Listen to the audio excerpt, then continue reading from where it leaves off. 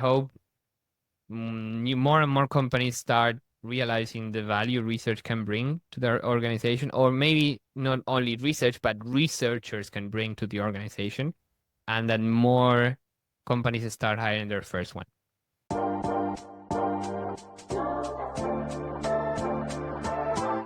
So, Julian, has your point of view changed about user experience through the years as you've been more involved? I think apart from user experience in general, in particular, I want to focus on research because that's the thing I focus on. Absolutely. And my point of view in terms of research has changed. I can connect this to, this pretty popular article. I mentioned it on my podcast too. It's mentioned everywhere. It was super popular by Jude Antin called The Reckoning is Here. Yes. He talks about the different levels of research and so on. He talks about how we should move from one to the other. But my perspective on research was at the beginning, okay, fine, we make this usable. We help designers design this better because we work on the usability part of things, or if this feature is desired or not. But actually started to realize with time as I did more research, and then I started then changing my context, working in different companies in different countries. And so that actually research permeates the whole organization. And it's more about just collecting the data, and it's more about connecting the data. There's so much, sometimes you're not aware how much information is contained within an organization and how much we can extract from that. My realization there is that, okay, we're maybe always focusing on, okay, let's go and do a study, let's go and research. But if you just drill down, there's so many things we can find out. And even if we go outside and we actually conduct the research and we look for new fresh insights from customers and so on, we can connect that and triangulate that and make that even stronger.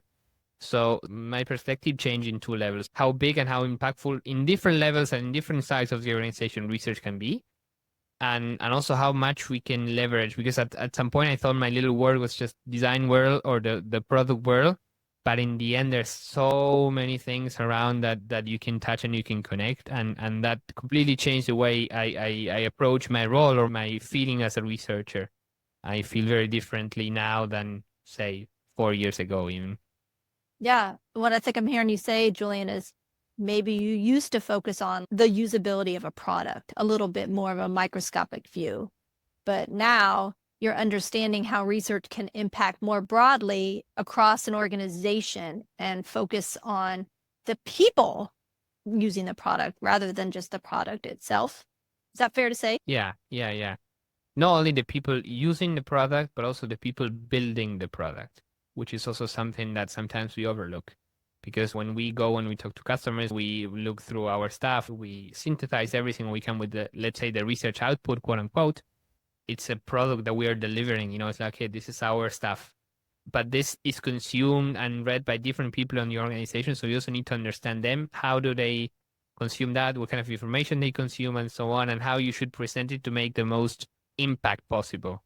So it's not just for people who are like using the product, but people who are building. So that also is part of what changed throughout the years. I was always focusing too much on the outside, but also it's like inside and outside kind of thing.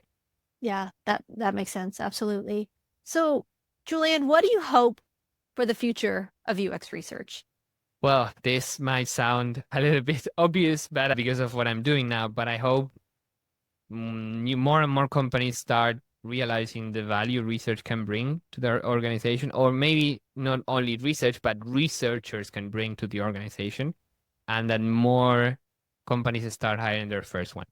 I noticed that in the last couple of years, the distribution of team were like tend to be large teams, and then in maybe large organization, and you have like small teams popping up. In the last couple of months, I would say year and a half, I started seeing like a lot of teams of one popping up too, which is kind of interesting. And I think this is something that I really hope it stays and actually scales. And those team of one or two that popped up last year, they become a team of 2 or 3, and then no teams of 0, so to say, become teams of 1. So all those companies start hiring that, so we can become, a more present function in companies, not only in tech, but also outside tech. Sometimes we are stuck in our tech bubble, but there's so many companies that would really benefit from a researcher. Maybe they're not even in tech, or they have just like 10% of what they do is tech. So that too. Yeah, absolutely. A team of 1 has to start somewhere, right? Before it can scale. Yeah. Well, I wouldn't be a UX researcher if I didn't ask you this final question. And that is, what, if anything, would you like to share that we didn't touch upon today? I love that question. Well, that's a really good one, and you cut me off guard a little bit. And now I cannot use the magic words to get out of this. Nope, not this time. Not this time. I would like to mention that we haven't discussed before. I need to think a little bit about this one. Well, probably something that I also would like to talk about. This can also be another episode in itself. I notice a lot of people are talking about how we can call it continuous discovery or product discovery or whatever with discovery, because they're using different terminology for the same thing.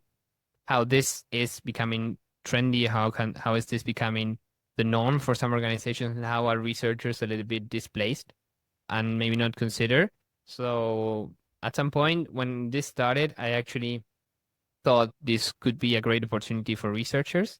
And I still think if we frame it the right way, it can be. And I know some people who are doing this and they're being very successful at it, and they're actually creating researcher jobs out of this, because teams are facing the truth that, yeah, we need a specialist here.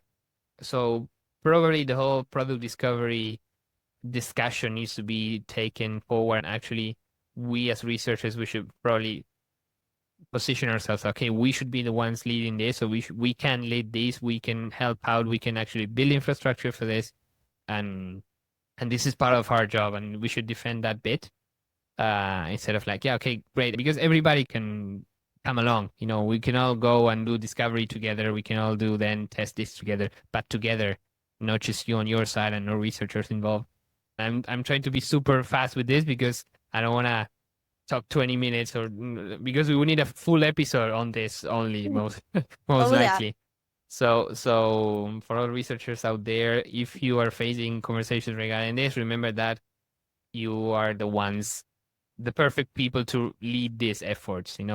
Product discovery or continuous discovery could be great if you do it, if you use it the right way, if you build it correctly, and so on. But I'm always of the idea that this should be led by researchers. Everybody's involved. Everybody's happy. Is like gladly invited and welcome to join. But they should be led by researchers. So yeah, I agree. You're right on that front. It should be led by researchers. And two, it is a whole nother episode that we can't dive into today, unfortunately. But really, thank you so much, Julian. This has been so much fun. Me too. Thanks a lot, Jen. Thanks for inviting me. I had a great time. Check out all my interviews with industry leaders on BlatzChatz.